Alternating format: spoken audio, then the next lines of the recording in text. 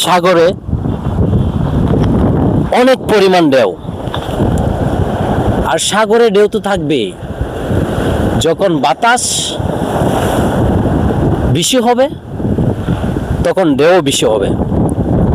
আজকে Chittagong sea beach এলাকা আপনারা দেখেন, সমস্ত কার্গো জাহাজগুলা একদম নিরাপদ স্থানে আছে, একদম নিরাপদ স্থানে আছে সমস্ত কার্গো জাহাজগুলা।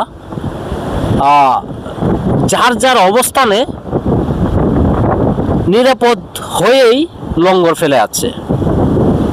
আমি আপনাদেরকে ক্লিয়ার করে দেখাতে চেষ্টা করতেছি। দেখেন জাহাজগুলা কিভাবে দুলছে, এই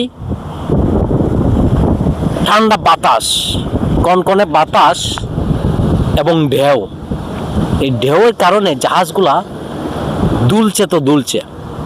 আর আরেকটা জিনিস লক্ষ্য করতেছি আমরা, এখানে প্রত্যেকটা জাহাজেই আনলোড অবস্থা আছে, মানে সে এখন খালি অবস্থায় আছে। জাহাজগুলা খালি অবস্থা আছে কারণ যেহেতু সাগরে প্রচণ্ড ঢেউ বাতাস, সে কারণে লোড অবস্থা নাই, সবগুলাই আনলোড অবস্থায় আছে। এর পরবর্তীতে আকাশের অবস্থা জেনে, আকাশের অবস্থা দেখে আমরা তারপর নেক্সট টাইম আরেকটা ভিডিও দিব, আপনারা দেখবেন। আর বুঝতে পারতেছি না যে এই জাহাজটা, এই বোটটা কতটুক বই পাইছে, এই বোট এটা কতটুক বই পাইছে। এত পরিমাণ বই পাইছে যে সে একদম নিরাপদ স্থান বলতে কি মেইন রোডের উপরে চলে আসছে। অনেকটা বই পাইছে, সে বহুত বই পাইছে, সে কারণে মেইন রোডের উপরে চলে আসছে।